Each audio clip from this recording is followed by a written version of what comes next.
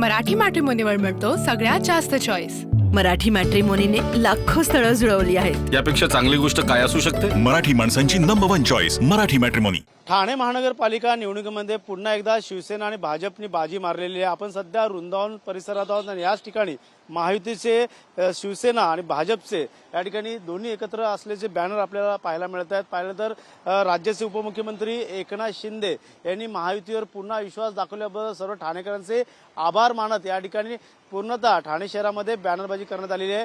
पाहिलं तर याच बॅनरवरती शिवसेनेचे बाळासाहेब ठाकरे असतील, पंतप्रधान नरेंद्र मोदी, तसेच अमित शहा, मुख्यमंत्री देवेंद्र फडणवीस, तसेच दिवंगत नेते आनंद दिघे यांचे फोटो आपल्याला पाहायला मिळत आहेत। एकनाथ शिंदे आणि शिवसेना महायुती अशा प्रकारचा बॅनरवरती मजकूर आहे। तसेच या ठिकाणी महायुतीला घवघवीत यश ठाणेकरांनी पुन्हा एकदा दिल्यामुळे ठाणेकरांचे आभार मानलेले आहेत। त्यामुळे पुन्हा एकदा आता भाजप आणि शिवसेना यांची सत्ता ठाणे महानगरपालिकेमध्ये आलेली आहेत।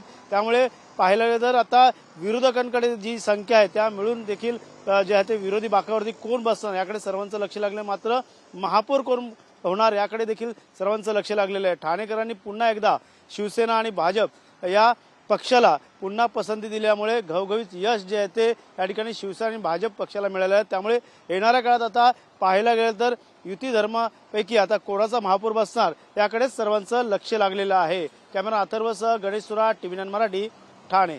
मराठी मॅट्रिमोनीवर मिळतो सगळ्यात जास्त चॉईस। मराठी मॅट्रिमोनीने लाखो स्थळं जुळवली आहेत। यापेक्षा चांगली गोष्ट काय असू शकते? मराठी माणसांची नंबर 1 चॉईस मराठी मॅट्रिमोनी।